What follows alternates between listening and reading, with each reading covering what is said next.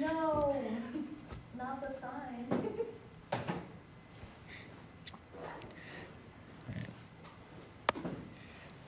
All right, so today, going over bending moment diagrams.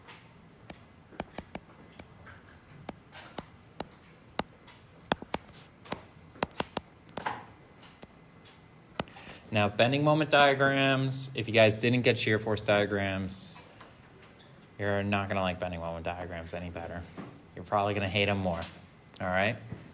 Because to get the bending moment diagrams, you need to have drawn the shear force diagram correctly.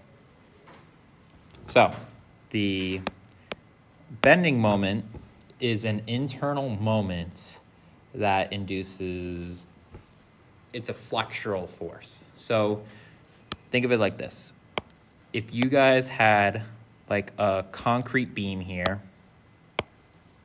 all right, let's say it was supported on either end, and then it was like loaded just in the middle, where do you guys think the cracking would occur? In the middle.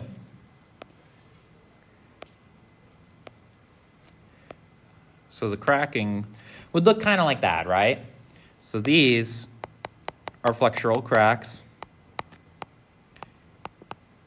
which are related to bending moments.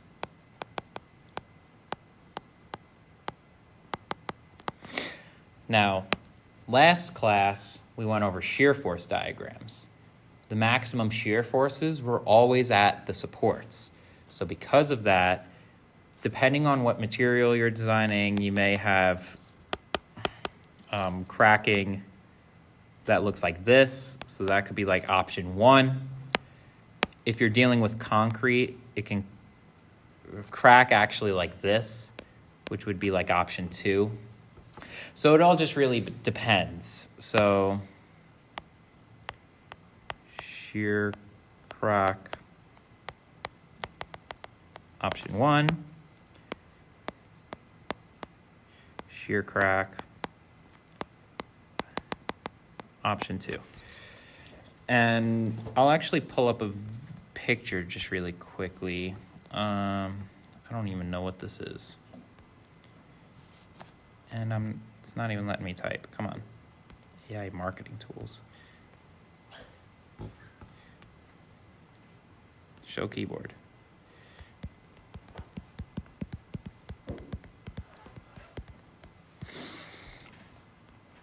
When this beam is under load, you can kind of see here the image,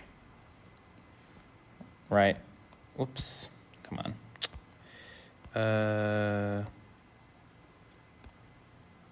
Where is it?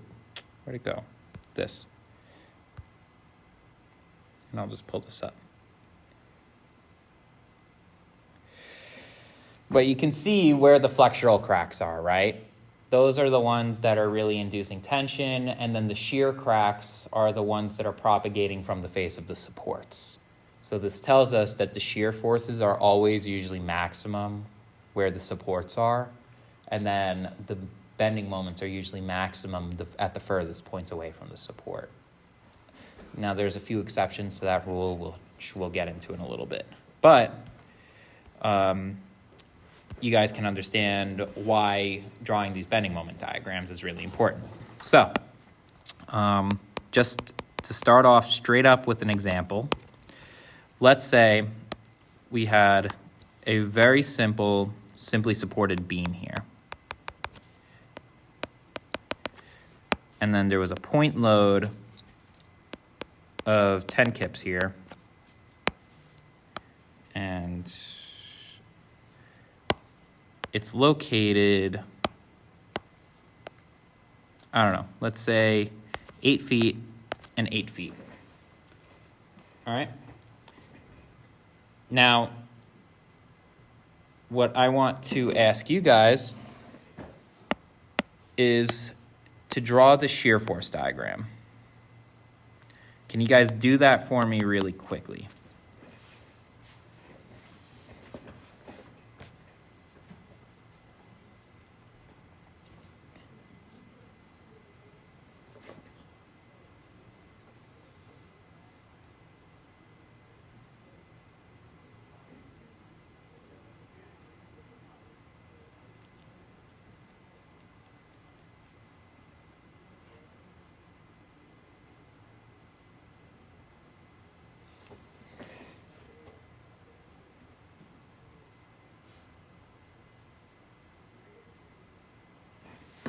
I'll actually come over to all three. Figure it out. Exactly. Let me see if everyone else has it. No. All right. Give it a few more moments. Yeah. I was a little confused on the part where, I think it was 15 feet, and then you did like 100, and then X instead of the 15. Let's see. You are referring to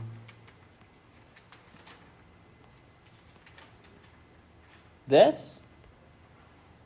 No. 150x?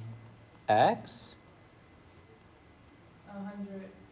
Oh, right there, yeah. Mm-hmm. Okay. Why didn't you just like immediately do 15? Well, because the development of this equation here just basically gives you a universal equation for the entire shear force. Now you could just say 750 minus 150 or 100 times 15. Both are correct. It's just with your method, you're going to get the shear force at a particular point, whereas with this, it basically generalizes the shear force at any given point. Does that make sense? Which is going to be here. So 750 minus 100 times 15 would give you this point here. And then you would just connect the two dots. All right. Now, if you wanted the shear force at mid-span, it would give you this. Yeah, so it just generalizes. I'm not asking you guys to write those equations, but I'm just kind of showing you guys what's actually going on when you're doing the tip to tail. So my recommendation for you would just be do tip to tail. Whenever you see a distributed load, it should be linear. If it's just a point load without any distributed load, it's a straight line. And did you show, I forgot what it's called, but the one where the load is like in the shape of a triangle? I'm not going to do that because then your shear force would be quadratic, which then in turn your bending moment would be cubic, which because of that, you need to understand calculus in order to be able to mathematically find the bending moment diagram, which I am not going to ask you guys to do. Because you can't use tip to tail method if you've got a quadratic equation. Make sense? There's kind of certain exceptions, like if, I think in like the geometry, in the packets that I gave you guys, there's like geometric shapes.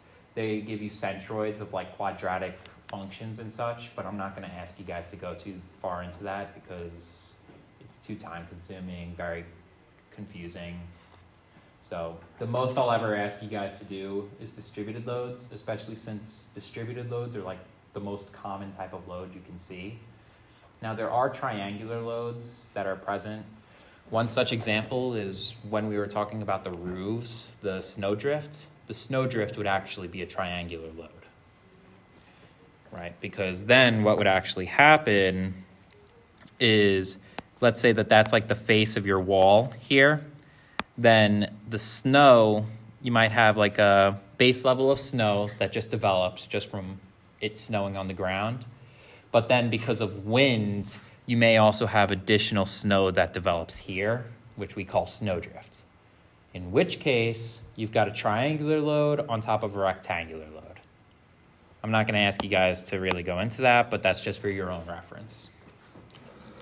All right? Did you get the shear force diagram? No? All right. So, did you? All right. So, what you should have first done is determined external equilibrium. This would give you 5 kips here and 5 kips here. And then from there, you follow tip to tail. So you go up 5 kips. I didn't give you guys a distributed load, nor did I specify a W shape, which for that reason, you can just make the assumption that the self-weight of the beam is negligible. So this is just going to be a straight line. And then from here, you need to drop down 10 kips. So that's going to be 5 kips there, and then another 5 kips there. And then this total magnitude of this here is 10 kips. From here, you notice no additional load, and then add 5 kips up. And so we have a beam with positive shear and negative shear. And the magnitude of this is 5 kips also.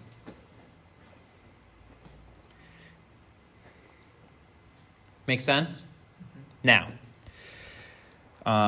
we learned last class that when we had a beam, one of the real ways that we would actually get the mathematical equation for this is by cutting a section at a particular point, and then for the shear force, we would take the sum of the forces.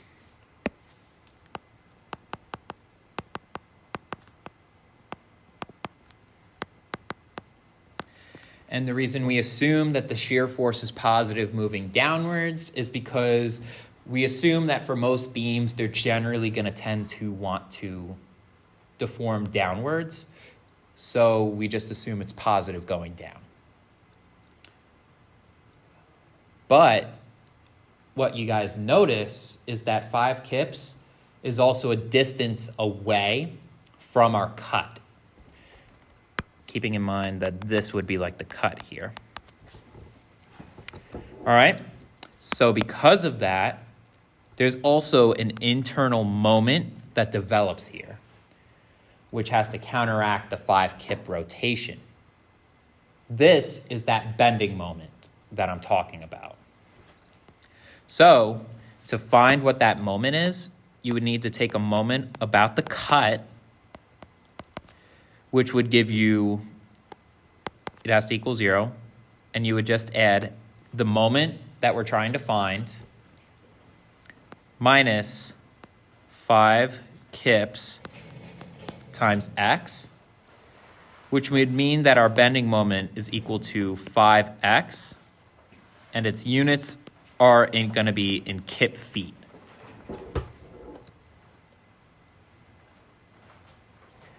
So what does this tell us? It has an x in it. So what does the x tell us? It's linear, right? Do you guys also remember what was linear?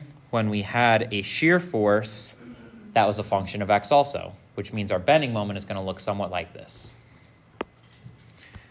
However, the one caveat to this is you would need to cut a second section, which then you would find that there's actually 2 bending moment equations, which would be here and here. And I'll actually show that really quickly, just off to the right of this.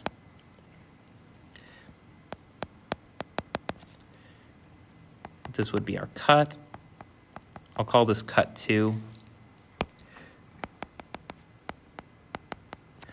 And then including everything to the left of the cut, 5 kips, and then it's 10 kips located there with locations of 8 feet, and then we'll call this position x2. So I'm going to rewrite this just to say x1, just so that way we can kind of clarify the 2 differences. And so what we would find from sum of the forces in y is equal to 0 is 5 kips minus 10. Add our shear minus v. You would get that v is equal to negative 5 kips, which aligns with our force diagram, right? And then by doing sum of the moments about the cut, we would get m minus 5 kips times x2 plus 8 feet minus 10 kips times x2.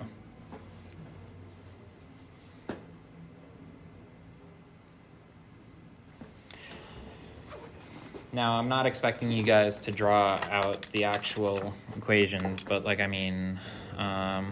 can simplify this expression just to be like m is equal to 5x2 minus 5 times 8 is 40 plus 10x2. So I'm just taking all of this and I'm just carrying it to the other side. That's why the signs are opposite. And so our bending moment equation would be, did I do this right? Nope, plus. So our bending moment equation would just be negative 5x2 minus 40.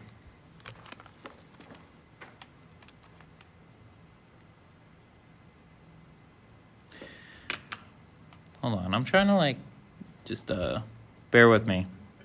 You got m 10, 5 times x2 plus 8, negative 5. I suck at math. I just don't understand why.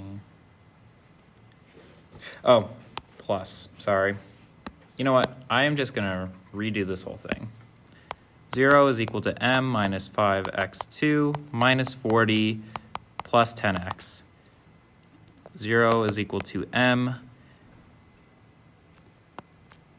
plus 5x2 minus 40. And so m is equal to 40 minus 5x2. Make sense? So we have two different bending moment equations.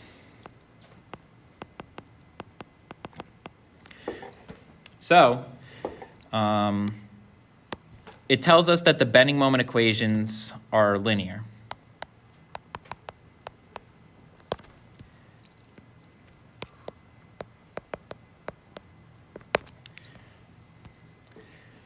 All right. Are there any questions so far about what's kind of going on here? So when we plot this, what we should get is a linear line up here with a bending moment value of 40 kip feet. And then from that 40 kip feet, we take 40 minus 5 times 8, which is going to bring us back to 0. And so our entire bending moment is just equal to that. Any questions so far? There is an easier way to do this than to cut sections, but you got to be good with geometry. All right? Yes? Explain how you did it again. Yeah, you just cut sections and then you have to solve for equilibrium, but your moment is always going to be a function of x. Mm-hmm. So then you could just set the dimensions here and then just work out the math as needed. It's just statics, just with the internal force equilibrium. All right? Now, the method that I'm expecting you guys to really understand is that the moment, so I'll add a note, the bending moment at a particular point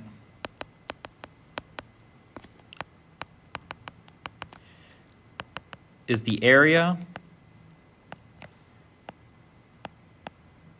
under the shear force diagram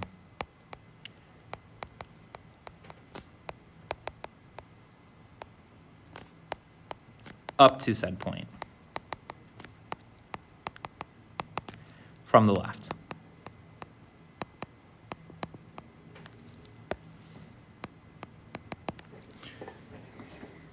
Well, I guess you don't really need to have it from the left up to said point. All right. Now, let's say we wanted to find the bending moment at midspan without the equations. All right. Our shear force diagram, I keep thinking that's like you snoring at me. All right. We determined that the shear force equation looked like this, where we had the blue and then we had the red.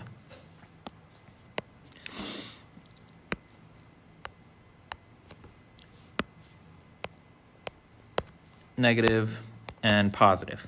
Now, if we wanted to find the maximum bending moment, or whatever that 40 kip foot is, we would take whatever area is under this curve. So in this case, to find the bending moment at midspan, you compute the area from the far left to that point. And so this area is equal to the bending moment, which is equal to 5 kips times whatever length it is, 8 feet.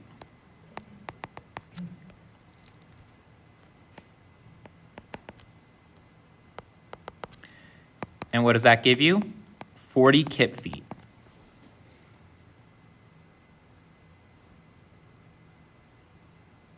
Make sense? Now, if we wanted to find the bending moment at the very far end, you would need to consider the area from this far left-hand side here all the way over to this side here. So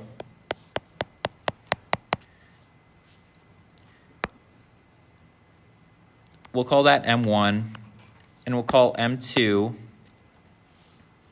the bending moment at the free end, at this far end here.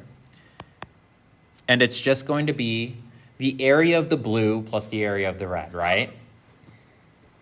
Which is going to be the 40 kip feet that we initially computed plus 5 kips, but it's negative shear. So it's negative 5 kips times 8 feet, which gives us a bending moment of 0, which is another way of how we calculated that. Now, what if I asked for the bending moment at this point here? What do you guys think we would do? What would the area be?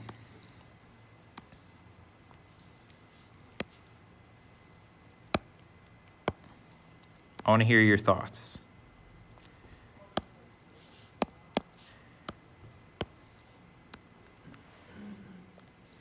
All right, we're interested in the bending moment at this point here. Let's call it x equals 4 feet.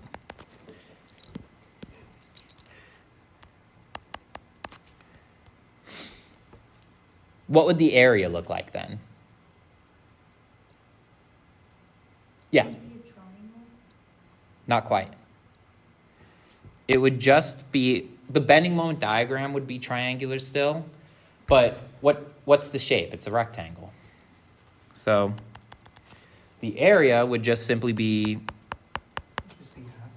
yeah, it's just that. So then M at x equals 4 feet is just equal to whatever the magnitude of the shear force is times 4 feet, which gives us 20 kip feet. Does that make sense? What if I wanted the bending moment now at, let's call this x equals 9 feet. No, that's not going to be 9 feet. That's going to be 8, 9, 10, 11, 12. I'm going to say 13 feet. All right. And then I'm actually going to just slightly move this over, just a bit, schmid, along with this.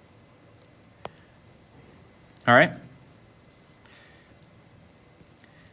And then actually instead, I am just going to move this slightly down just so that way we have a separate diagram, separate workspace, not getting confused by stuff. All right. So we want to compute the bending moment at x equals 13 feet. And then I'm going to remove all of this existing that's in the green. All right. What would the area be at this point? Yeah. The 40 kip feet plus the negative 5 kips times 13 feet. Times what? 13 feet. Not quite. 5. Yes. It would be the area of this whole entire thing plus the area of this whole thing here. So what we will have is that this is equal. This whole area here is just 40 kip feet. We know that, right? So it would just be 40 kip feet plus negative 5 kips, and then the length here is just 5 feet.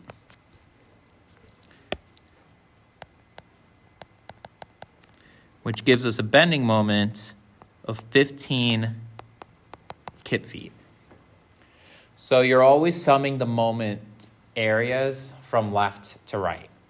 You can go right to left, but I don't recommend it because then you're introducing an entire new can of worms.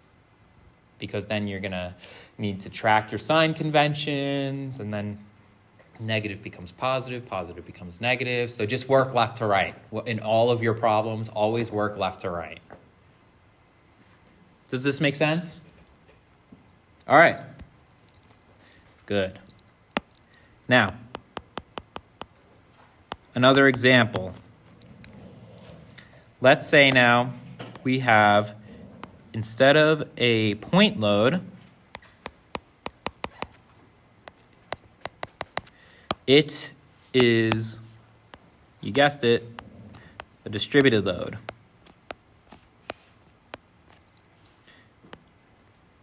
And we'll call this 5 kips per foot. And it has a total length of 10 feet.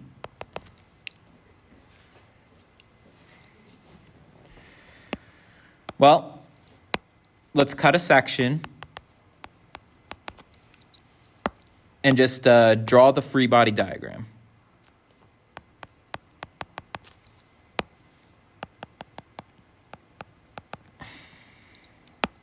You have your shear force V, your bending moment M, some distance X, and then your distributed load, which is 5 kips per foot. Now, we previously learned how to draw the shear force diagram, right? You draw your shear force diagram, give it a shot, just really quickly. I want you guys to come up with the equation for the shear force, and then just draw the shear force diagram, just really quick.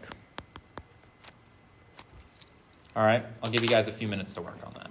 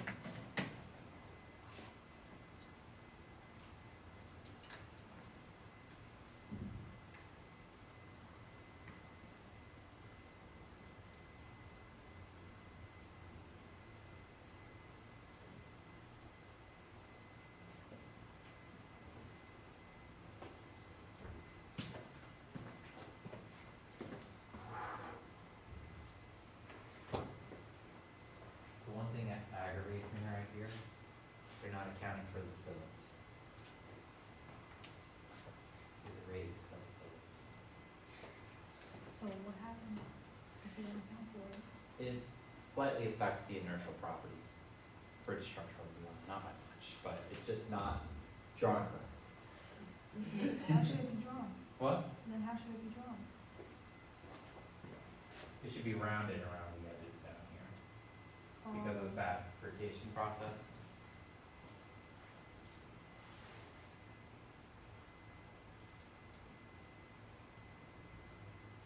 feet.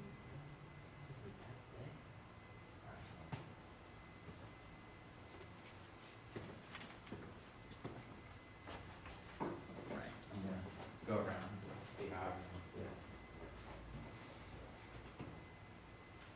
All right, all right.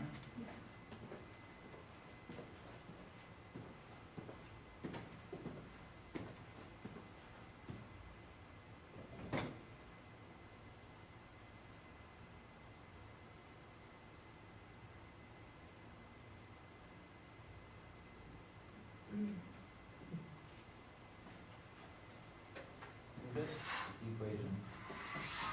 Figure that out. You drew the diagram, right? But what about the equation? You know, that'd be shear force equation.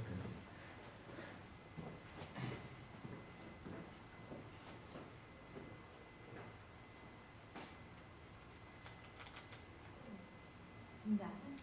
Were these the practice problems you were doing? This is the guy that I watched on YouTube. So I screenshotted some of the stuff because yesterday it made sense, but now I'm kind of lost. Okay. So this is what he's doing. This shear force diagram looks wrong. No way. Yeah. There's a point load there.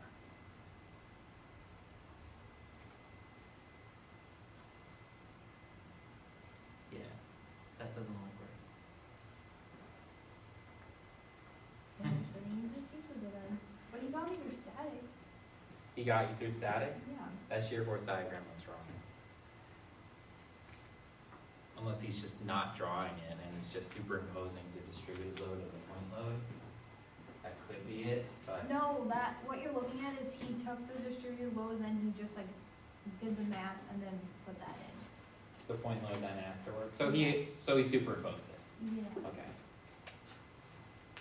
Which I guess is good then. Usually you do that for structural design because like if you have a point load that are live loads and then dead loads that are distributed loads, you usually draw the diagram separately and then apply factors of safety accordingly separately and add the results together.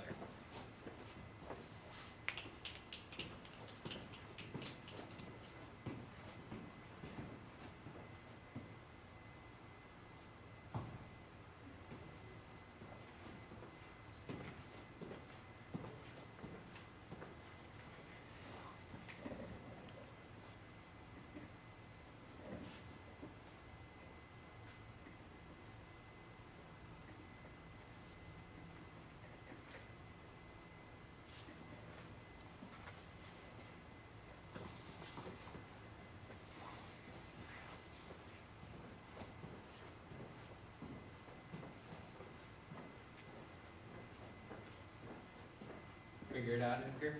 I'm still in the first part. Alright. Well, just remember some of the forces. What you need first is external equilibrium. So you need to know what your reactions are before you can even do the internal equilibrium.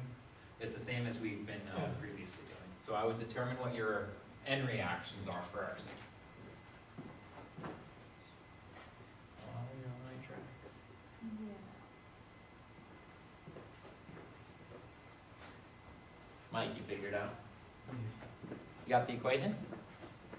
What'd you get?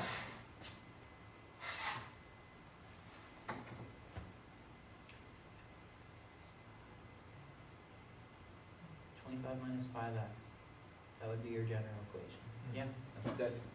All right, cool.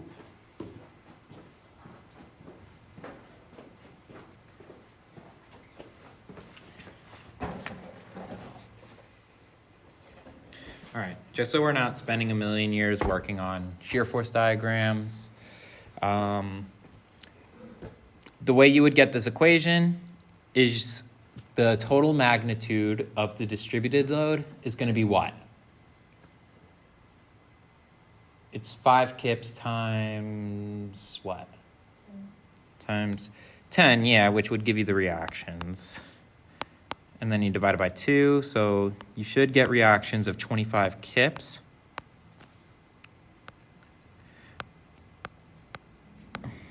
All right, so then for your shear force equation, what would that look like? Tell me all of the forces you see here. The 25 and the distributed Yep. How would the distributed load be written? Would it be, negative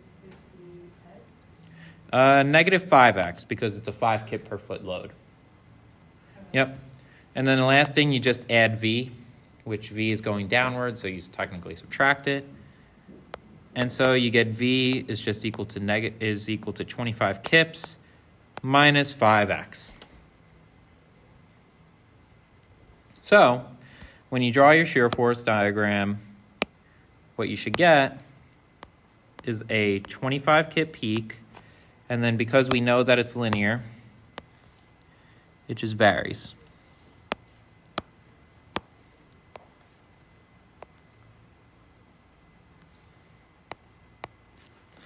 And so we get a positive shear and a negative shear.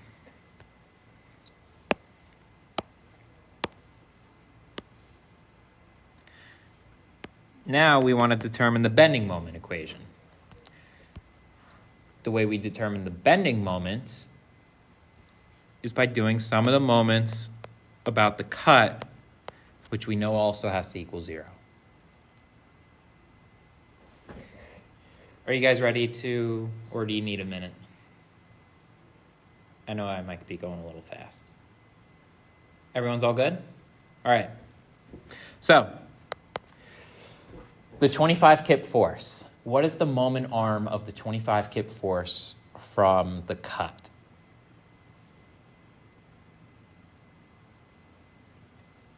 Emily, how far away is the 25 kip force from our cut?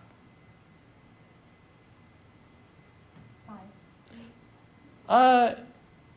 Well, that's assuming that where our cut is 5 feet from the support. We're developing just a general equation. Oh, so It's just x, right? So what you have is a 25 kip force, and then its perpendicular distance is going to be x. All right, now is this causing positive or negative bend rotation about the cut? Think of it like if it was a fixed support, the cut. negative. It would be negative rotation. So you add a negative sign. Now what about the distributed load?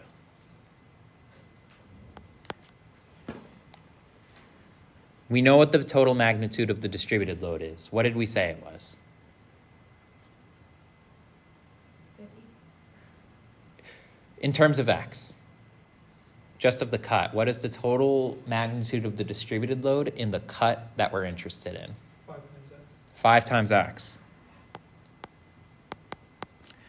And then where's the center of that load occurring, or its perpendicular distance from the cut? Exactly. It's x divided by 2. And then lastly, you just add the moment that we are trying to find. And from here, once you do the math, you get that the bending moment equation is equal to 25x minus 5 over 2 x squared. And this is going to give you the bending moment in terms of kip feet. And then this is in kips. So let me actually remove that k really quickly just to kind of eliminate any confusion between my k's and x's, because I know I have atrocious handwriting. What do you guys notice about the bending moment diagram? What type of equation is that?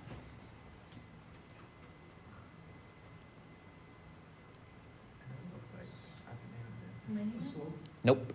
No, it's not. It's a nonlinear equation. Is that binomial? It's quadratic. Yeah, binomial. It's a quadratic equation. ax squared plus bx plus c. You guys remember that? So because of that, it's generally not a very, it's a smooth curve, but like it's not linear. So when we're drawing it, it's just going to look quadratic. And the diagram is going to look kind of like this. I am an atrocious artist, but we're going to have a maximum bending moment value. let me actually just redraw this entire thing, but you guys get the gist of how it's supposed to look. So, but me, I am an OCD freak, so I need to just draw it nicely. And that includes me drawing this weird circle. I promise it'll look nice in a second. So is it quadratic if it's squared? It is. Okay. Yeah. Anything that you see with raised to the power of 2 is quadratic. If it's raised to the power of 3, it's cubic, which would be what the the bending moment diagram would be if you had a triangular load. Because then at that point, the shear force for a triangular load is quadratic. But we're not doing that. I am not going to ask you guys anything triangular load related. Because, or if I do, it's going to be for a cantilever where the reactions are the maximum forces for design. Otherwise, no, I will not be asking you guys to draw the diagrams. All right? So, the bending moment diagram looks like this. I don't even really like this. I mean, like...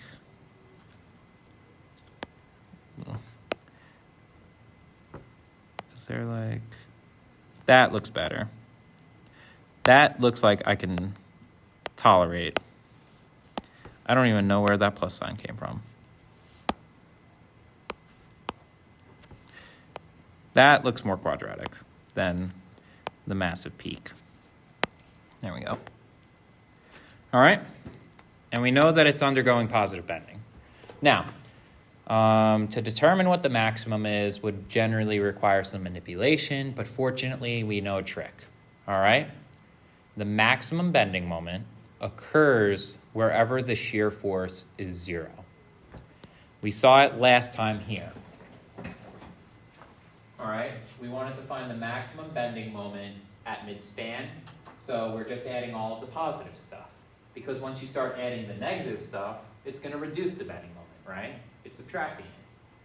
So we know that anything that's plus up to some particular point here before it transitions from positive to negative is going to be wherever the maximum bending moment is. Whoa. So if we apply it to this problem here, our maximum bending moment is going to align with that point where it crosses from positive to negative.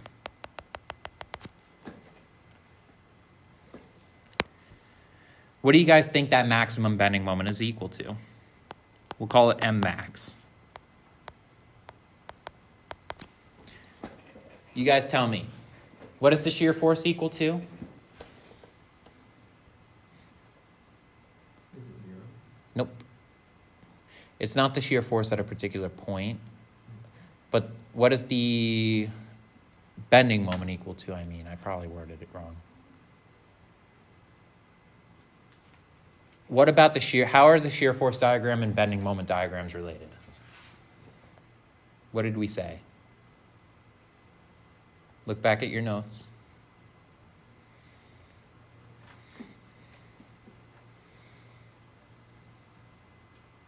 Wouldn't it be 25? How do you get 25? From the, it's like the highest it goes is 25 in each direction. Well, that's the maximum shear force, but I'm asking how would we calculate the maximum bending moment knowing how it relates to the shear force diagrams? What did we do previously other than cut sections? Look at this. What are we doing here?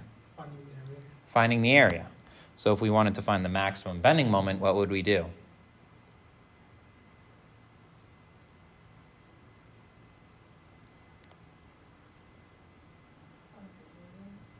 From which point to which point?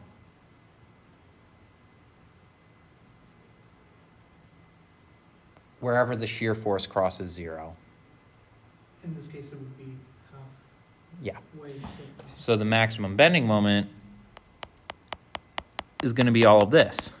Because you notice, once we reach that 0 point, the bending moment just decreases because of the negative. So, what is the area going to equal? that area. This is where it's important to understand geometry.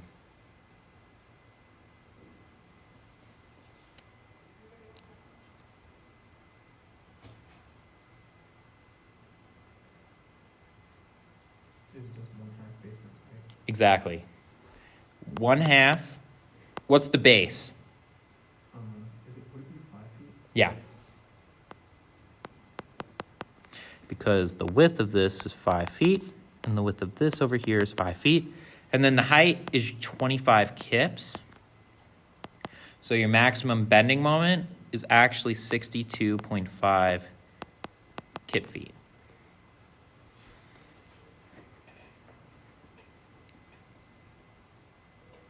Now, if you were to plug in x equals 5 feet here, you would find that anyways. Because of the fact that we know that x equals 5 is where the shear force crosses 0. Does that make sense? Are there any questions at all? I know that this can be a little confusing. That formula we just plugged everything into Yeah. is to find the area of that first graph, that middle one, that with the blue that's crossed out. This here, That- this equation? Yes. Yes, that is the area of the shear force diagram from the very far left to the point we're interested in. So if we wanted to find, let's say, Would we have to find, would you ever ask us to find the area of that second graph? That's, the shear bending or the, I would only ask you guys to find me bending moments at particular points or to draw the shear and bending moment diagrams. I'm not going to ask you guys like find this area explicitly because like, I mean, there's not really a point for me to. what about the one below, the graph below? To find the area of this? Yeah, would that ever be necessary? No. The reason being is because the area under there technically doesn't have a meaning.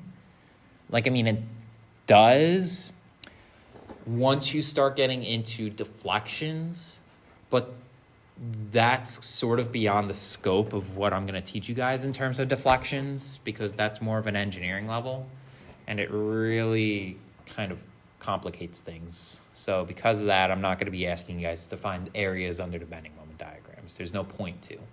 It's just draw the shear force, draw the bending moment, and the way you get to the bending moment diagram is by drawing your shear force diagram properly and finding the areas under it. Make sense? Good. Oops. Now, let's do a real working example where now we complicate the problem a bit more. All right, so got a beam here, a roller here, point load here of 5 kips. Nope.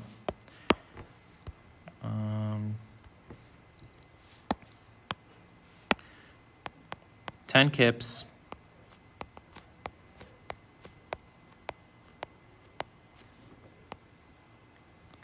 And this was 0.5 kip feet.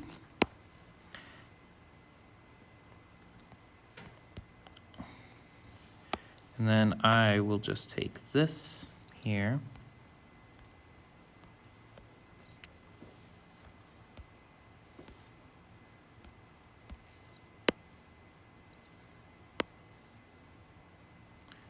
So this was the shear force diagram we previously determined yesterday.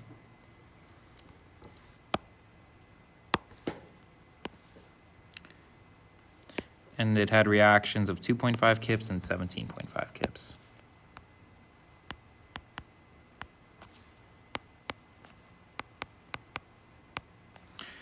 Clearly not drawn exactly to scale, but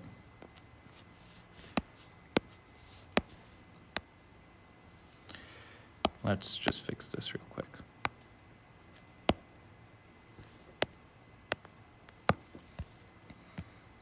All right. Now what I want you guys to do, try and draw the bending moment diagram.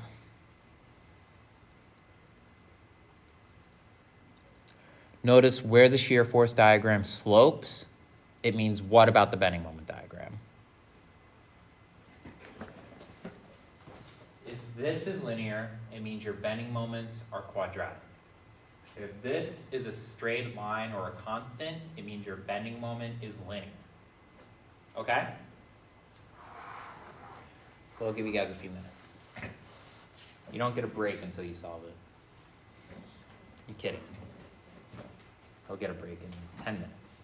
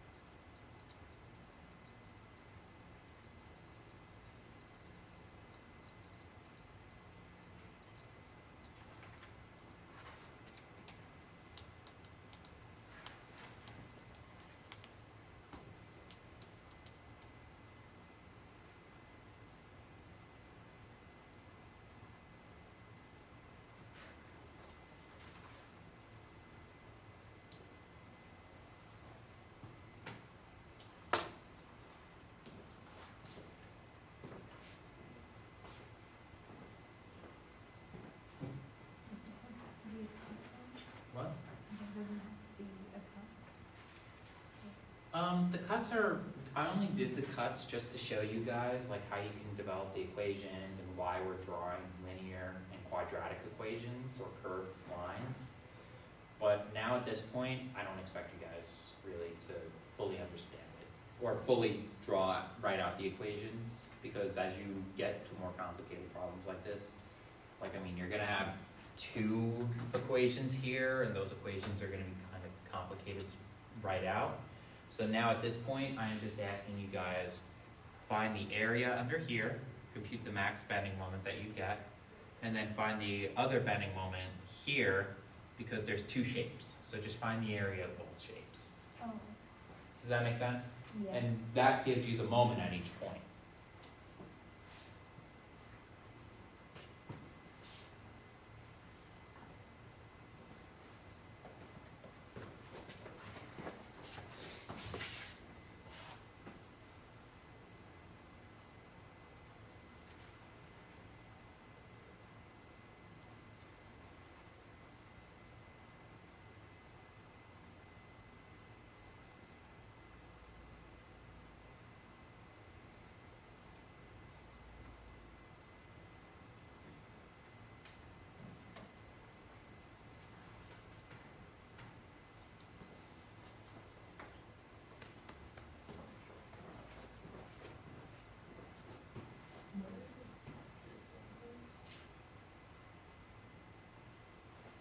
That would help.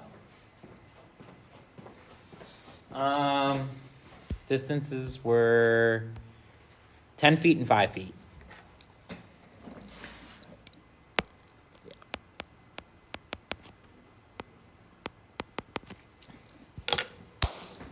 Yeah.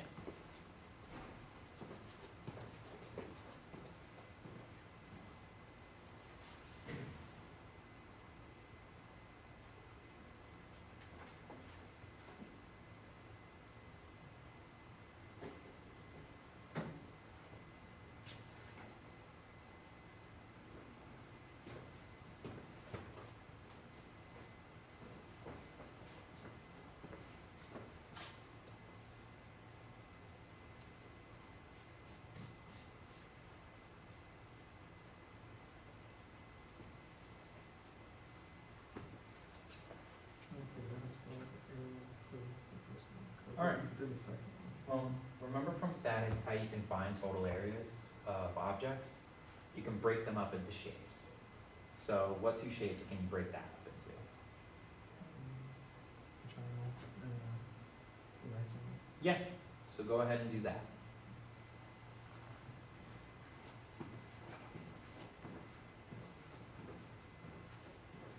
And then I'll show you guys a trick afterwards. That'll make it easier.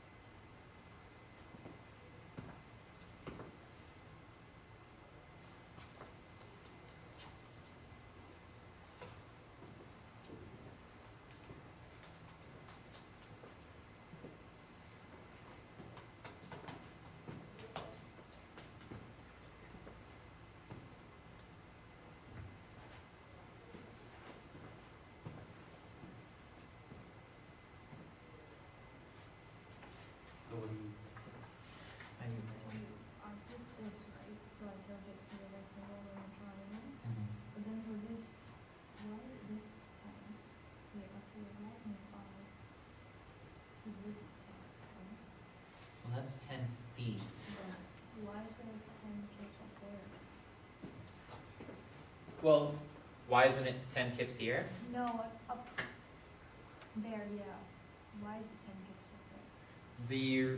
It comes from equilibrium. So we solved it last class. If we look back at our notes for how the shear force diagram was obtained,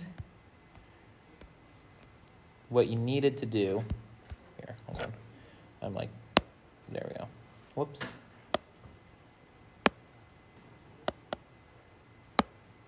There. So we determined the reactions.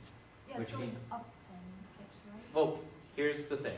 With the reaction forces, that's what you need to do first, external equilibrium. We found that the reaction forces were 2.5 kips here, moving downwards, and 17.5 kips moving upwards. So, when you follow tip to tail, you have to drop this down 2.5, and then when you add the total magnitude of this load here, that's going to be 2.5 kips minus 0.5 kips per foot times the 10 feet that it spans, which gives us the negative 7.5 kips here. That gives us this point. From here, the reaction force is a point load. So from the negative 7.5, we add 17.5, which gives us the 10. And then since there's no distributed load, it's a constant line until we reach the negative 10 down here, and then add that, which closes out our shear force diagram.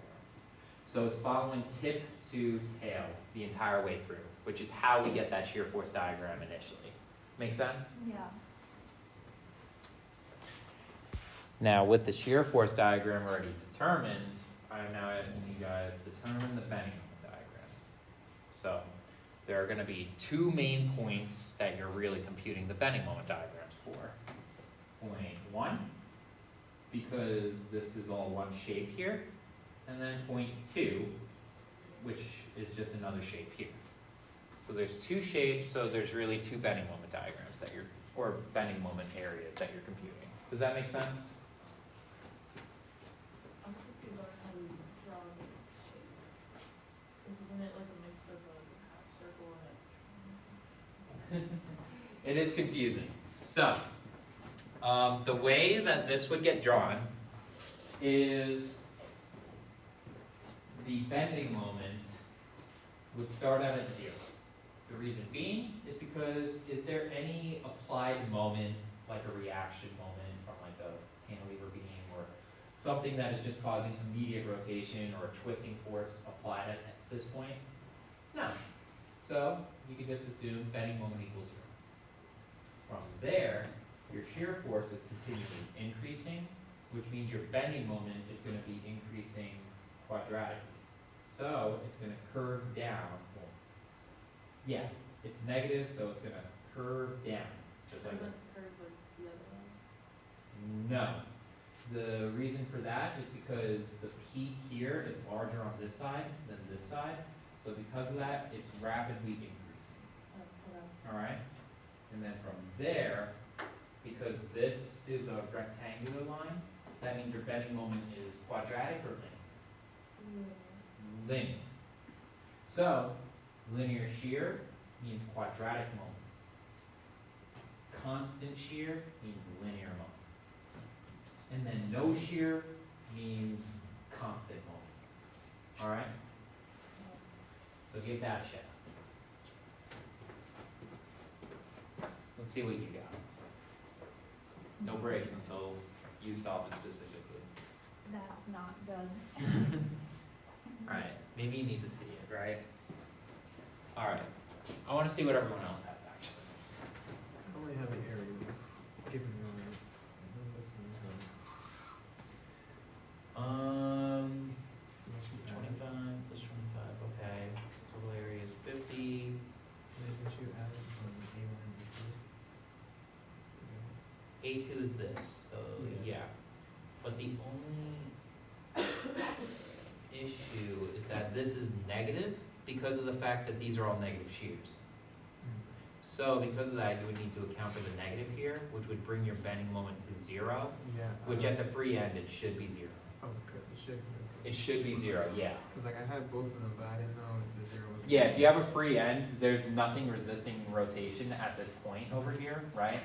Like there's no material over here to resist rotation. So Right. at the free end, it should always be 0. Okay. Basically, your bending moment diagram should always start and end with 0, just like your shear force diagrams. Alright. I don't know if I'm on the right track, but I just found the area, this one, Yeah. and this one. What's the area you get for this? I don't know if I can do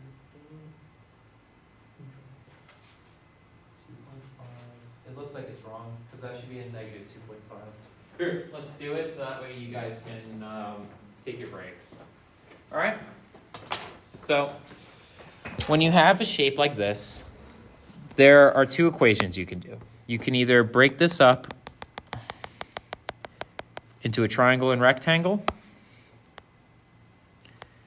and then you can call this area 1 and area 2, where area 1 is just going to equal the 2.5 kips times 10 feet, and it's negative because of negative shear, which is going to give you negative 25 kip feet, and then area 2, which is equal to negative 1/2 times 7.5 minus 2.5 times 10, which should also give you negative 25 kip feet.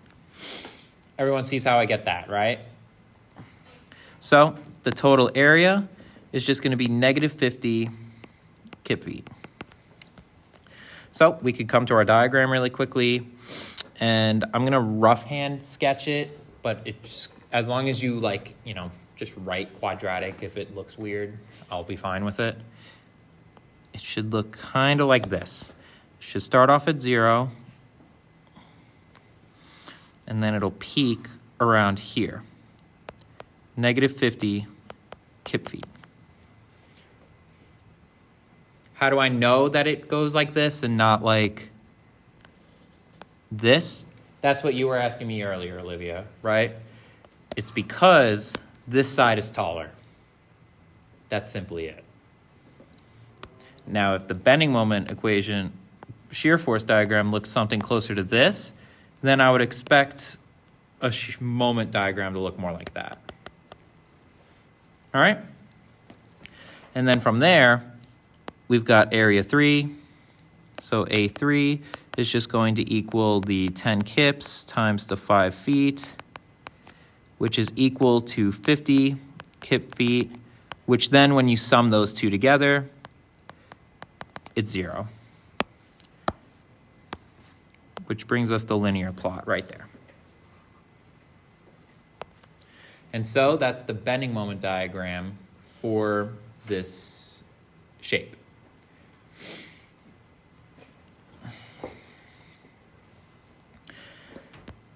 Now, another way that you could have really found the areas for the red region here is just by taking the area using a parallelogram equation, which is just going to be negative 2.5 plus negative 7.5 divided by 2 times 10 feet, and that'll give you negative 50 kip feet. So it's just height 1 plus height 2 divided by 2, or the average of shear in the area, multiplied by the length. Does that make sense? All right. I'll give you guys a few minutes break. Let's come back at like 7:20, 7:25. Should be enough time. In the meantime, I'm going to make this look a little nicer.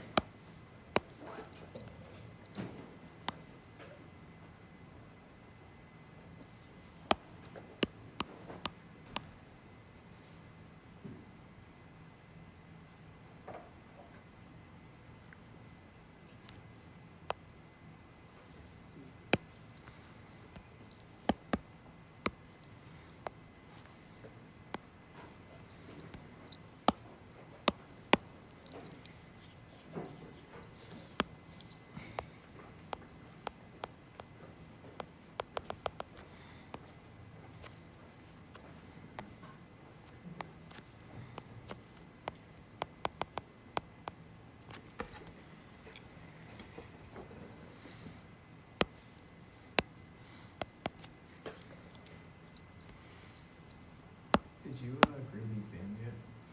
No, I was supposed to have a student come in today to take it, and then I was gonna grade it, but he never showed up. His car broke down. No, he was texting. Yeah.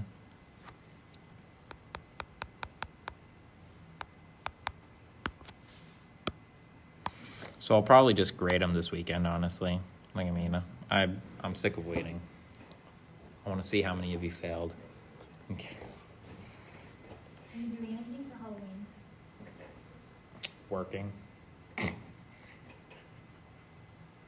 As an engineer, I have no life, so.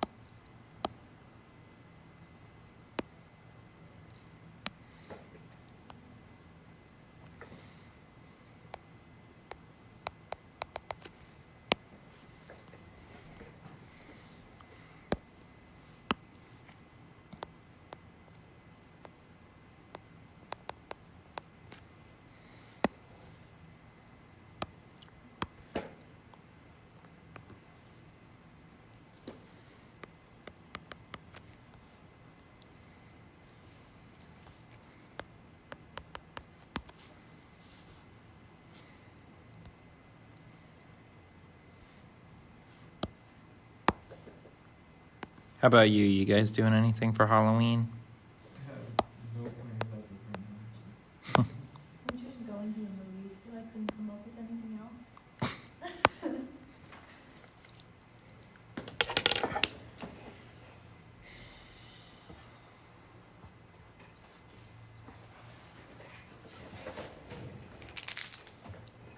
Just tomorrow, right? Halloween? Yeah, Yeah. I have work until 5, and then I'm just gonna go to Island 16 and see a scary movie. Okay.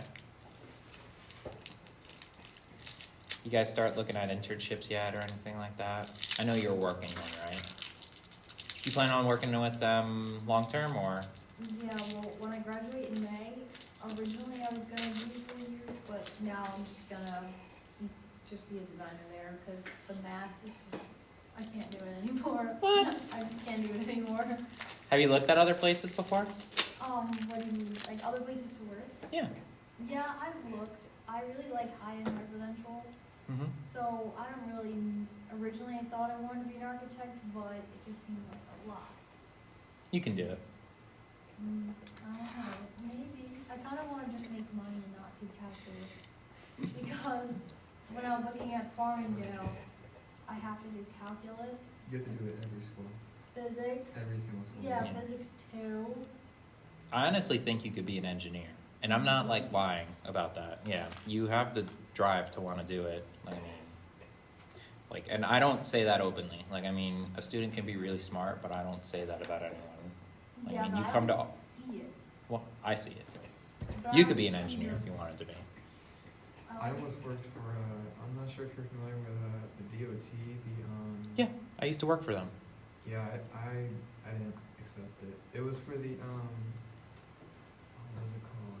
Transportation construction inspector. Yeah. I did that. You guys know the Fire Island Robert Moses Bridge over Fire Island? They did blasting and repainting work. I worked on that. Yeah, So I was- all of the I new went to painted the- steel that's up on the top cords of it, yeah, I was involved in that. Yeah, the times were not, I was not a fan. I got lucky. I got daytimes. They tried to get daytimes with me, but it was just too much driving in my car. Like, my car couldn't handle all the driving. Where was it? They wanted me to do, like, all of Suffolk County, because I told them that I couldn't do Nassau. Mm-hmm. So Suffolk meaning, like, all the way out to Montauk and stuff. I was like, Mhm. no. I got recommended by an engineer who works at the DOT, but I was like, no. Funny story. It was actually because of the DOT that I met people at a company called WSP. I don't know if any of you are familiar with who they are. They are one of the largest engineering firms in the world. And so I applied to WSP that following year, just any type of job. I heard back from one, tunnel engineering. And I was like, this seems interesting. Let me try it. I applied, went through like 3 interview processes, and then they went over with somebody else instead of me.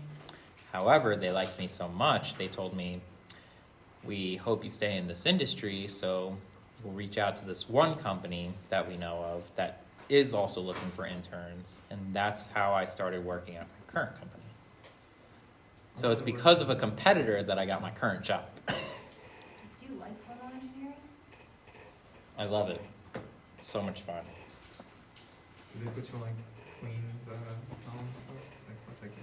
My company is the original designer of the Lincoln Tunnel from like the 1900s. Mm-hmm. So are they actually gonna build, you know, the PQE, are they actually gonna make it a tunnel eventually? What? You know, the PQE they're thinking about, because it's not, like they wanna make it a tunnel. Have you ever heard of that? Brooklyn, Queens. Expressway? Yeah, my company will probably be What are your involved. thoughts on the bridge to Connecticut? The bridge over to Connecticut? Yeah. What are your thoughts? I don't I know. don't think it's gonna happen. No, that will never happen. It's just not logical. You're gonna kill a lot of animals too. Like a lot. The homeowners will never let that happen. They have way too much money. No shot. Yeah, like all of this right now, this is like the big project I'm involved with right now. Hampton Roads Bridge Tunnel. This is by H&TB, which they're another people on it. That's one in Ohio? Or, Virginia. oh, Virginia? Mm-hmm. $4 billion. That's the TBM Mary. That's it during breakout. Basically, the TBM was drilling, and this entire panel right here just got pushed out of the way. Did you ever actually go to the site? Yeah, I was just gonna ask that, did you ever go? I wish I did. Why can't you go? They won't My let company won't pay for it. you. Wow. But yeah, that's a 2-scale figure. That TBM right there is about 50 feet in diameter. So before you figured out about tunneling engineering, what did you want to do? Structural. That's what I wanted to do. That's what I found out.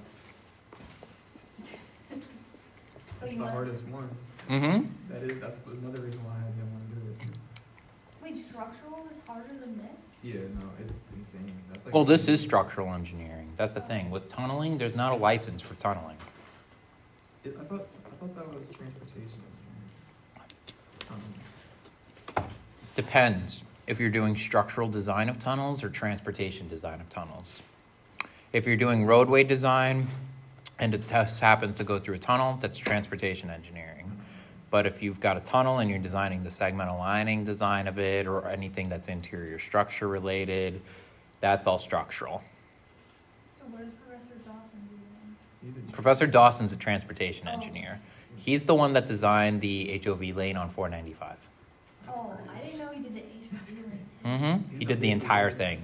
I know he did the air, he was part of the air training. Mm-hmm. I didn't know HMV But yeah. And he's doing the airport in Guam or whatever? Yeah, he just told me about that. I was like, what? Guam, of all Was it places? Guam or something? I don't forget where it was. It was some ambiguous country. I was like, how did you land that job? He was like, I'm just that good.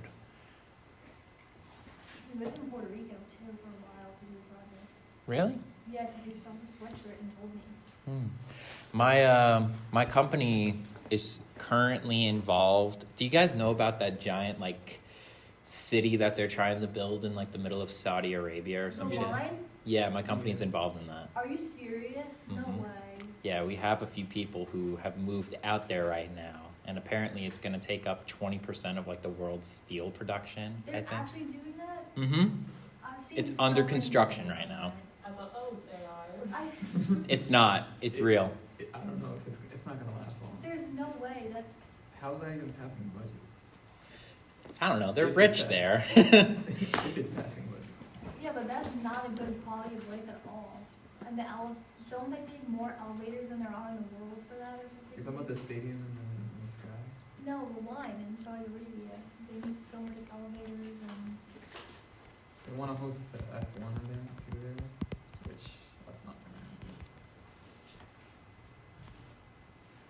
Yeah. Yeah, these are all like conceptual stuff, but right now it is being built for sure. Because my company is involved in it, I believe. I believe. I know for a fact because I've asked people and they have said, yeah, this person just actually moved there to work on it. Do you want to move there to work on it? Absolutely not. I am content with living here. All right.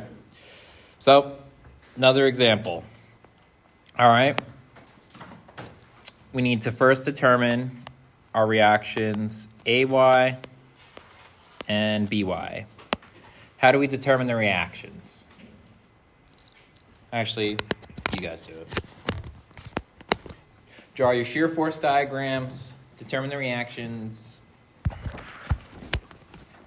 I'll write the steps out.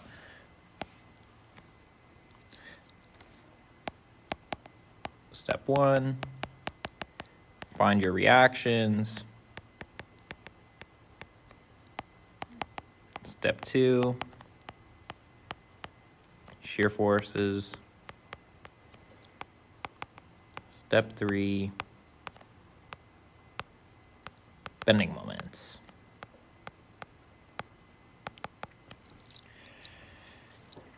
And I used to make you guys do these diagrams too and then design the beams accordingly, but I don't think I'm going to do that this year. It's too long of a problem. Yes. What's the length between? Yes, good point. You need the length. Let's call this 3 feet, 5 feet, and 4 feet. 3, 5, 4.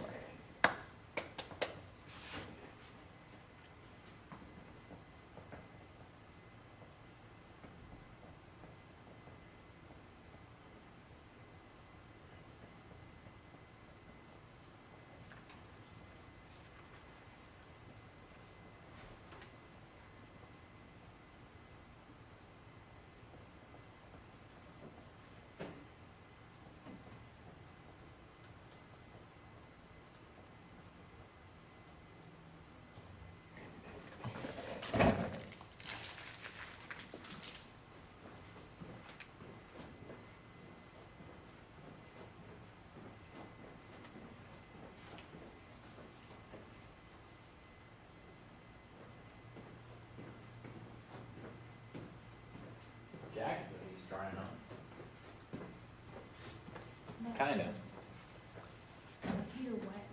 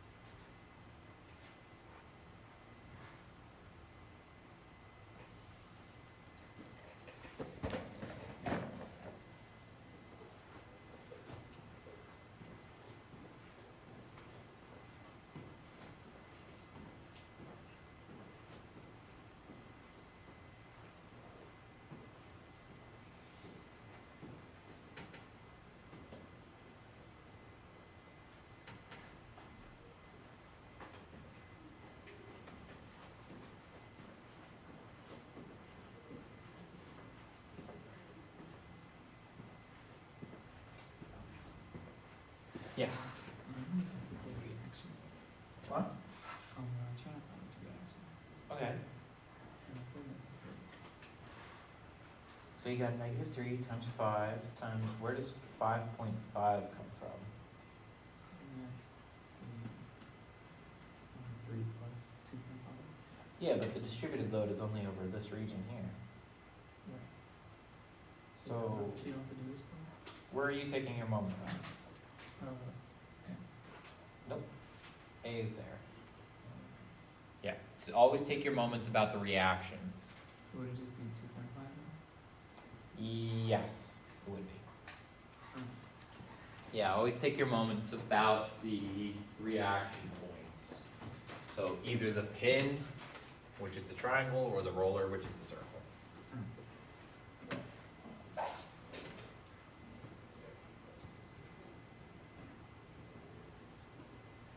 Figured out. Confused?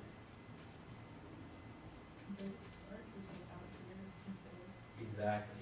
Because there's no force here, so because of that, it's just zero shear. So it goes back up because this is figure, the By is greater than the normal, so then how do I include that? The two, yeah. Well, keep in mind, there's a distributed load here. So it'll mathematically work out, right? You determine that this is probably gonna go down, probably gonna go down, jump up, and then across. Actually, it's gonna,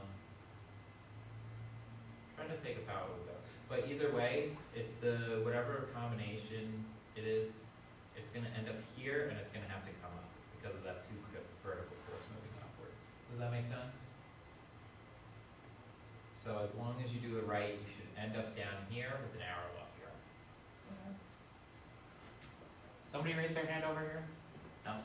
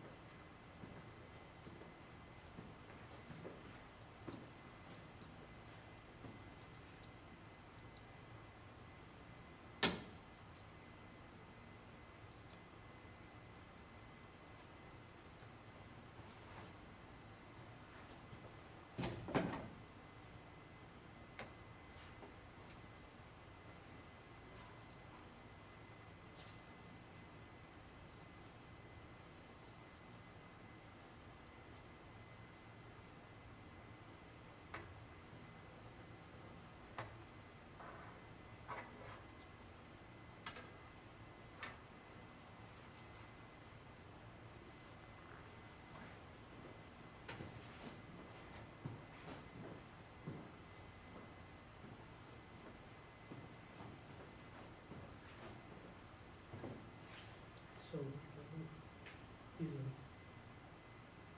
You gotta do Same. sum of moments. Whenever you're doing beams, always do sum of moments first. first, okay. Yeah, because it cancels out one of the unknowns. Sum of moments, sum of forces.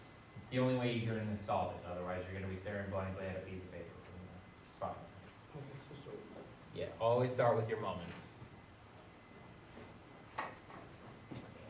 We'll give you guys till 45. So you guys got about 5 minutes left. Maybe 7 or 8. It's about how long these problems should take once you get to the exam. Which means you're gonna probably wanna do a lot of practice with these if you're not comfortable with it.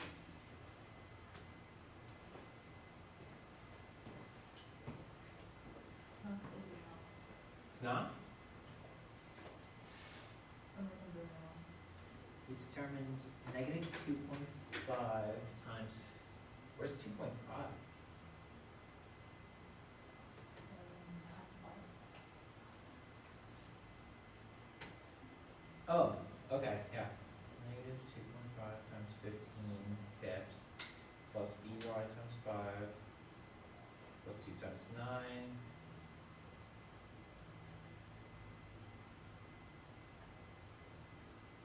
Okay. So that gives you 2.9 and 0, 2.9.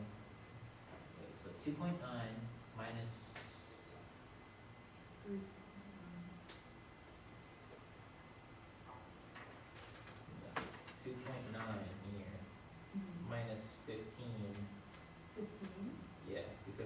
magnitude is 3 kips per foot times 5 feet. That's why it's not closing out. How much are you off by? Wait, then it would be either on. You need to account for the distributed load. Add all of the forces. The shear forces are the sum of the forces from left to right. So you've got a 2.9 kip vertical force moving downwards, right? Now you need to add the 3 kips per foot vertical force times 5 feet, which is going to be 15 feet. So that means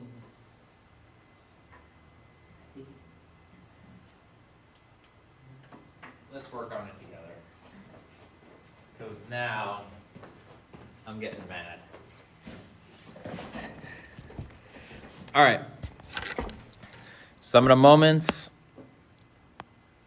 about A equals 0. We're going to have 3 kips per foot times 5 feet. And that's the force, which then you multiply by 5 feet divided by 2. That's a negative rotation about point A. Plus, I'm going to actually try and keep this centered here. By times 5 feet plus 2 kips times 9 feet. And what we should get, let's do the math. Negative 3 times 5 over 2. I just chucked my calculator. You should get negative 37.5. 0 is equal to negative 37.5 plus 5 by plus 18. So then by is equal to 37.5 minus 18 divided by 5, which is 3.9 kips. And that's moving upwards. So AY now is just going to be using sum of the forces.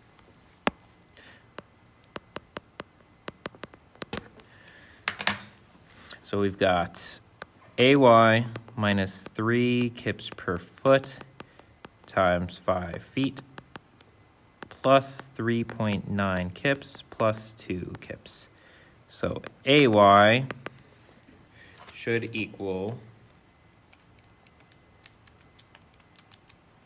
9.1 kips. And I think that's where you were going wrong.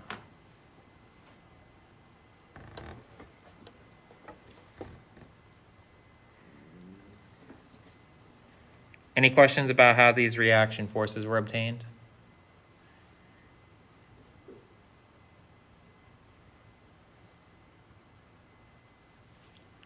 All right. So then from here, follow tip to tail. Our shear force is going to go up 9.1 kips. Then from here, what we need to do is take the 9.1. It's going to end up somewhere down. All right, so V1 is equal to 9.1 kips. V2 is going to equal the 9.1 kips minus the distributed load, which is the 3 kips per foot times 5 feet, which is going to give us negative 5.9 kips. So we end up somewhere around here. I'm just drawing it nicely.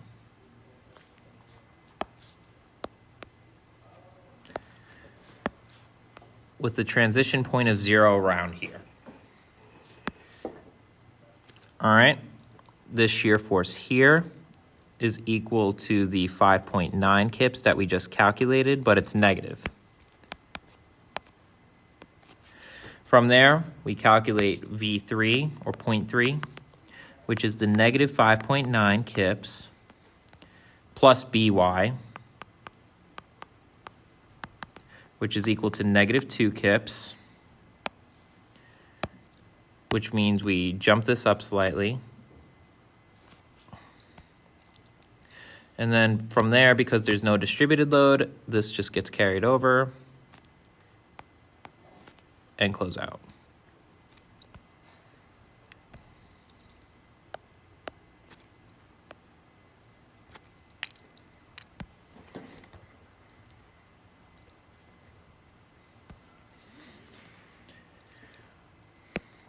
Which then would just be V4 is equal to -2 plus 2.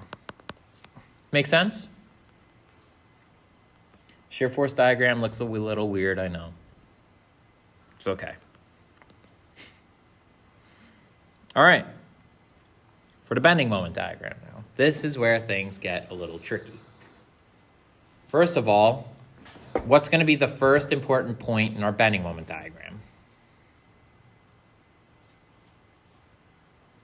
Just taking a look at it, where does our bending moment diagram start? Maybe the midpoint. Not at the midpoint, but it's at reaction A, right? Which means that anything up to reaction A, is there any area under shear force diagram up to A? There's no line, so there's no area, which means that all of this is just 0. All right? From there, we need to determine the bending moments. All right? So the first bending moment, what's the first shape that we notice? Triangle. What color? Blue triangle. Blue triangle.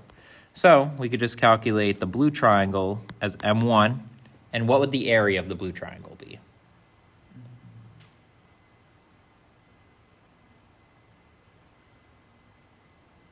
Would be 1/2 9.1 times 2.5. Wrong. We don't know that length. Oh, How do we determine it? You got to use geometry. So what we need to do is we need to find this dimension. Let's call this dimension A. The way that we find A is by using a proportion, all right? So what we need to do is say that 3 kips per foot is equal to 9.1 kips divided by A.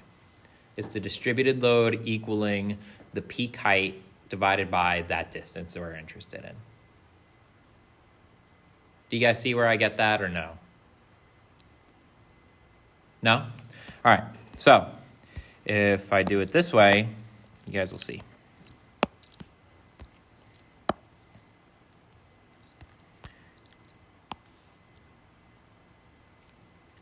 What is that dimension here that I just drew out? That's 5 feet, right? All right, so our total difference is going to be the 9.1 kips plus the 5.9 kips, all divided by 5 feet. But what's the 9.1 kips plus 5.9 kips equal to?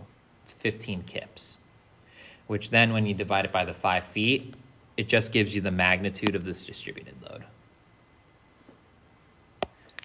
So instead of finding the 2 peaks or whatever of the triangle, you could just set it equal to the distributed load magnitude and then just set it equal to whatever this peak is, if it wants to grab that peak divided by A or whatever dimension you want to call it. So to find this proportion, you just got to do a little bit of algebra, cross multiplication.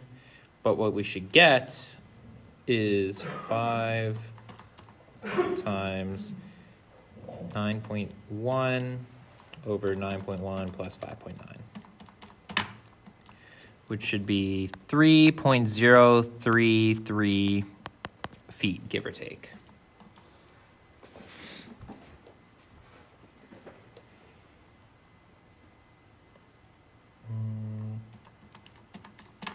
Yeah, 9.1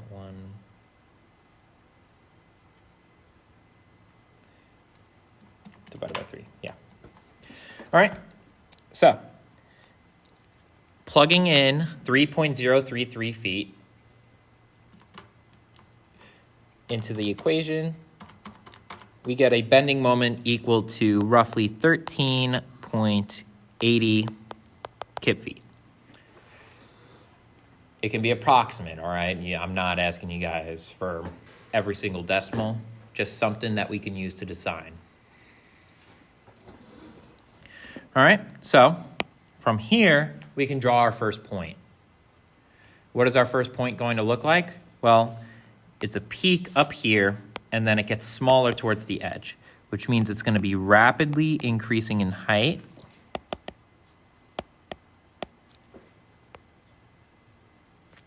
And then it's going to be roughly 0. It's going to be horizontal at this point. The magnitude up here is 13.80 kip feet. From here, we could determine M2, which is just going to be the 13.80 kip feet plus 1/2 times negative 5.9 kips times whatever this dimension here is. We could call this B. But fortunately, we know what A is, and we know that B is the remainder of that 5 feet. So if B is just going to be 5 feet minus A,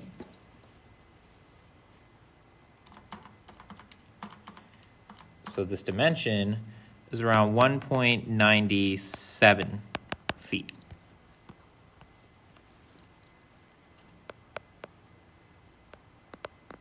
I think it's 1.967 to be exact.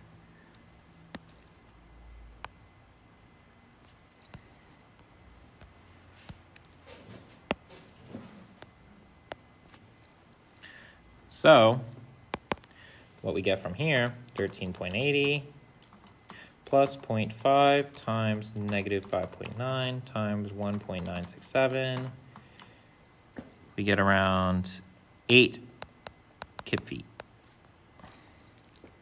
And that's still positive. So that just means that this drops slightly to about here.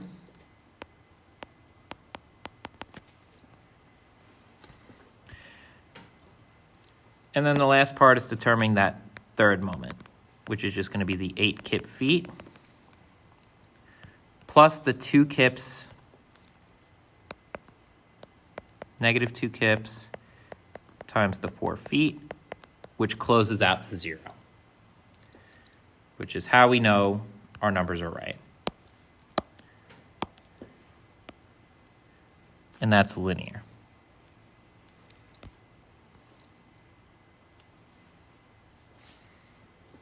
So all of this is quadratic.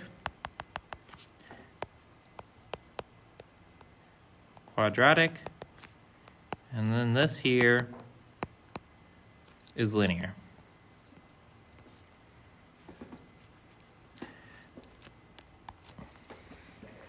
Make sense?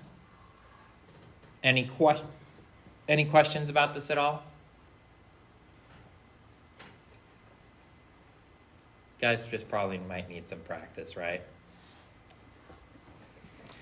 Yeah, you guys will be seeing more of this stuff, don't worry. This is all of what exam 3 is about. It's just this stuff, drawing it, and then just using equations that I'm going to give you guys next following classes to design for it. All right? Another example.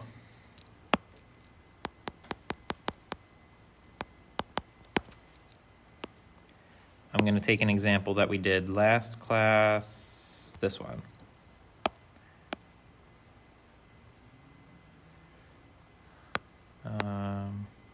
Just this, actually. And I'm going to just delete that. Just throw this here.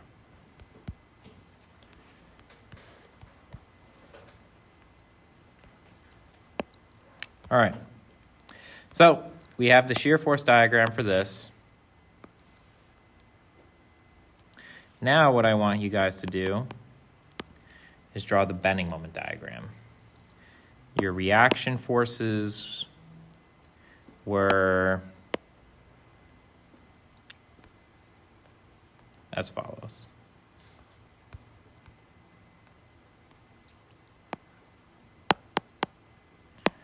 So technically what I'll do is just slide all of this over slightly, and then I'll just erase this,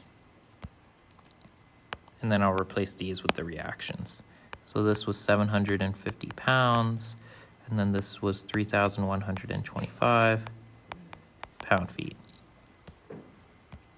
All right?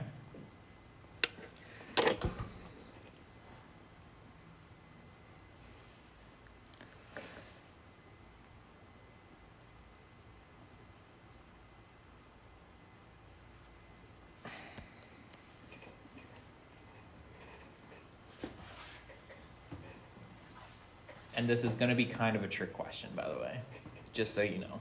So I recommend you guys cut a section really quickly to see why.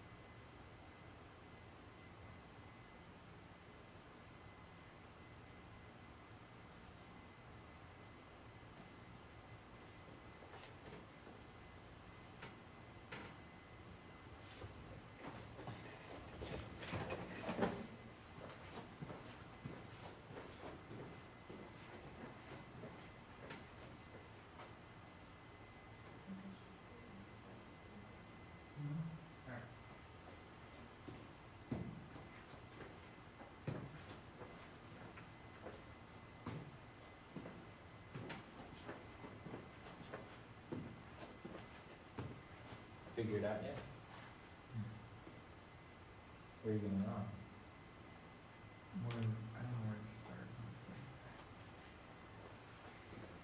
I'll tell you what, I'll be nice to you guys. I'll give you guys this one, and then I'll just give you guys a get out of jail. All right? So I'll be nice, because this is kind of a trick one. So, the reason why this is a trick is because you need to understand that there is an applied moment at the reaction. which affects the bending moment diagram. So, if I were to draw the bending moment diagram, and I took an arbitrary cut here, and then I applied our forces here, the 750 pounds, the moment, which is going to be 3,125 pound-feet. There's a distributed load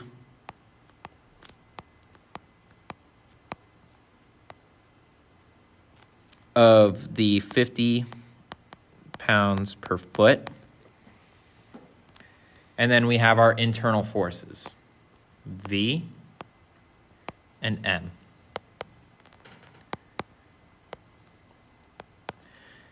If I were to take a moment about the cut,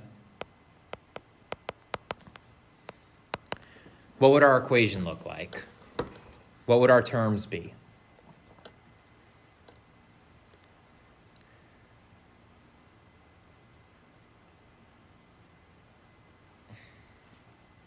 Just give me one of the forces and its perpendicular distance. 750 pounds.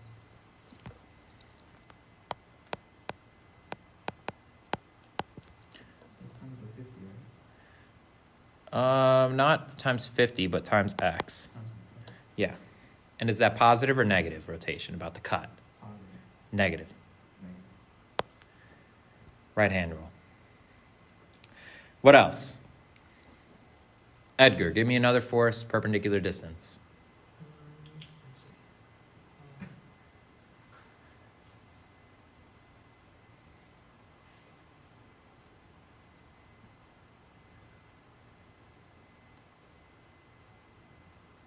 You raising your hand? Yeah. All right, go for it. 50 times X.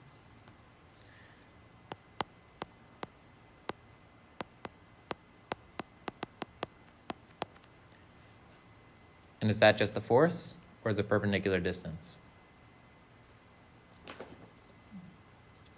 you have to multiply also by X divided by 2? Exactly.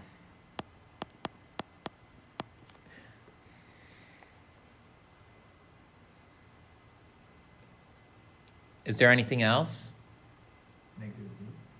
Well, minus A. Well, V doesn't have a perpendicular distance because that's at the cut and we're taking moments at the cut. So V is not going to be having a perpendicular distance. Alright, All right? But what is at the cut though? the moment. Yeah, the unknown moment. Right? M, that's the moment equation that we're trying to find. And then what's the last thing?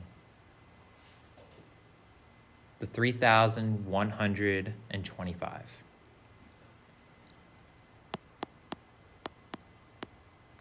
And because it's a rotational force, it's already a moment.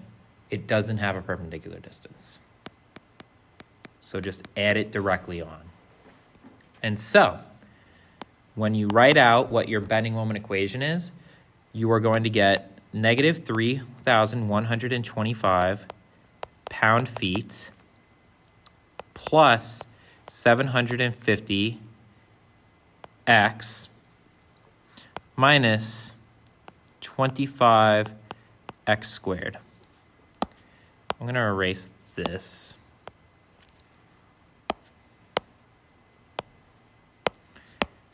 Which gives us the units of pound-feet. And one thing you will notice is when we are at our very start point, what's the magnitude of the bending moment? It's equal to, but opposite in sign of the bending moment reaction, of the moment reaction. Do you guys see that? Reaction is positive 3,125, which means that the bending moment is negative 3,125. Do you guys see that? Right. Which is why, for the point moment applied at the end, you have to drop it by exactly 3,125 pound-feet. And then from there, it's a quadratic equation. So our next important point is just 0.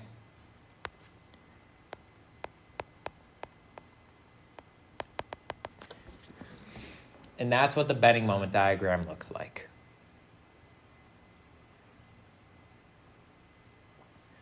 So that in short, when you're dealing with cantilever beams, the tricky part is remembering that there's a moment here that directly affects the moment diagram. Okay? Yes? So I just have a quick question. When we're finding M and we're writing out the equation for the sum of the moment at the COT, you did 50 kips per foot times X times half of X. Yes, because the total magnitude of this force here is 50 pounds times X, which is just going to give us whatever force in pounds. But then that 50 pounds is located at the center line of our body in consideration, which is exactly X divided by 2 to the cut location, which is why we have to take 50 times X divided by 2. Does that make sense? Yes. That's Yeah. okay. Now, I'm never going to really ask you guys to develop these equations, but the reason why I am showing you guys these equations is because you can kind of see internally that this 3125 comes into play in the bending moment equation. So it's something that's important to consider. If you guys ever see rotational moments, it means that there's a jump within the bending moment diagram, as was done here. Okay? Good. Now, we have about 10 minutes left, which means there's enough to do one problem.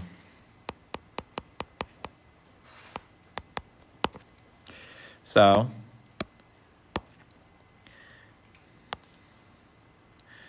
I am going to just give you guys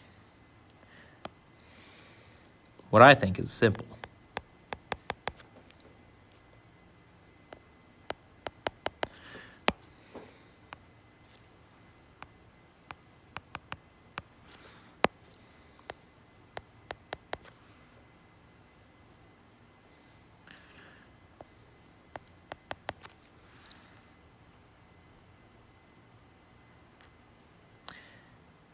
And that's it. That's what I want. I want you guys to draw out the shear force and the bending moment diagram for this. So this is going to be your get out of jail.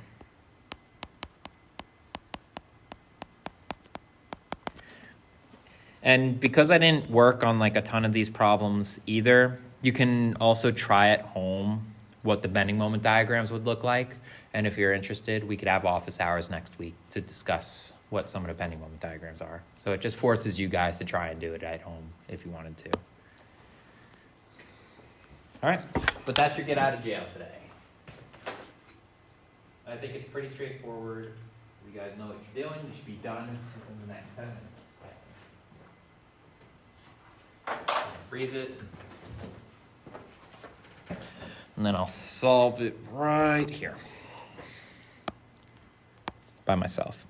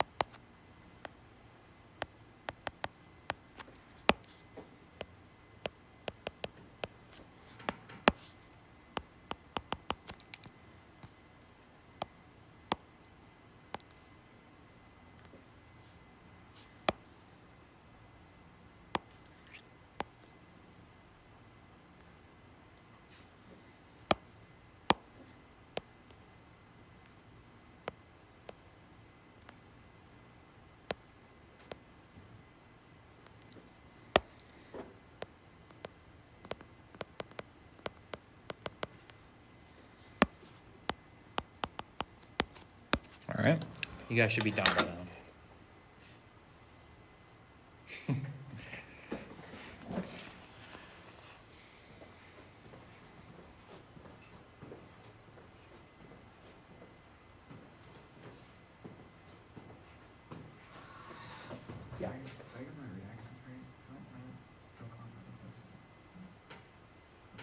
or down? Remember your directions.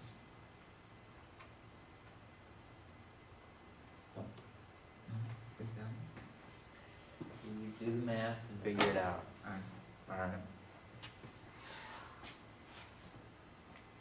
Yeah, wait till you guys get into the deformed shapes. But I'll show you guys how you can interpret the bending moment diagrams to see how the structure deforms. That's a fun topic.